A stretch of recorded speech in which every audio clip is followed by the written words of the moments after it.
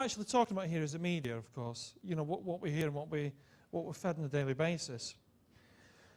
People may have their deep-seated religious beliefs. They may have their deep-seated evolutionist beliefs. They may believe in MLM. They may believe in whatever they believe in. But as a whole, people don't generally believe what they see in the media. And why is that? Why is that? Well, the reason for that is government lied to us. Churches lied to us. Newspapers lied to us. TV lies to us. And eventually this soaks right through. It's like water. It falls on the field, eventually goes to the limestone. It's exactly the same. These continual feed of lies just keeps going through into society. So eventually what you're building up as a copywriter, what we have to get through is we have to get through the fact that people are not going to believe what you write. And because they don't believe what you write, you need to prove it and prove it and prove it. I had more emails about Steve-O. Is that true? Did he really do that? Did he? Well, the proof's there. Have you seen the video? Not seen the video. Have you heard his interview? Not heard his interview. Right, well, we'll fly him over and you can speak to him. You have to prove it. And you have to prove it like mad. And especially online. Online, you're dealing with like a really cynical audience who generally don't believe anything. And the problem online as well, it's not like getting a direct mail. With direct mail, we all get direct mail. Do we all read it? Not really.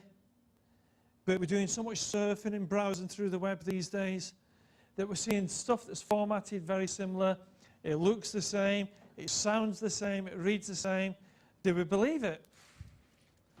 Most of the time. I mean, I don't go anywhere unless I'm referred, to be honest. So that's what you're up against with your copywriting. You're up against a disbelieving audience. They're not going to accept what you're telling them.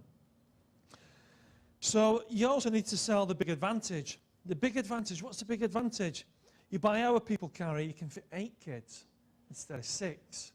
What's the big advantage to what you sell? Is there an advantage to the product that you're doing, Dave, on your website?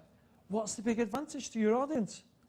You know, Hayden, whatever it is you're doing, is there a big advantage? What's the big advantage? Are you telling them straight away? Kevin, we've seen your copy. You sent it to me. What's the big advantage? What's Kevin's audience? We're going to see Kevin's advert as well later, but what's the difference? What's his audience thinking about? For that split second, when they arrive there, what are they thinking about? Because going back to Google and search engines, when you sit there on a search engine, you're typing in a specific, aren't you? Very, very specific what you look for. When they land on the website, do they see the specific? Or do they have to dig very, very deep until they find that specific? And if they do, you've lost them. So what's the big advantage? You've got to sell it, sell that big advantage. And they don't care that you've been in business 10,000 million years and you do this, that, and all the other. They honestly could not care less. All they're interested in is them. Well, what's the big advantage for them? That's all they're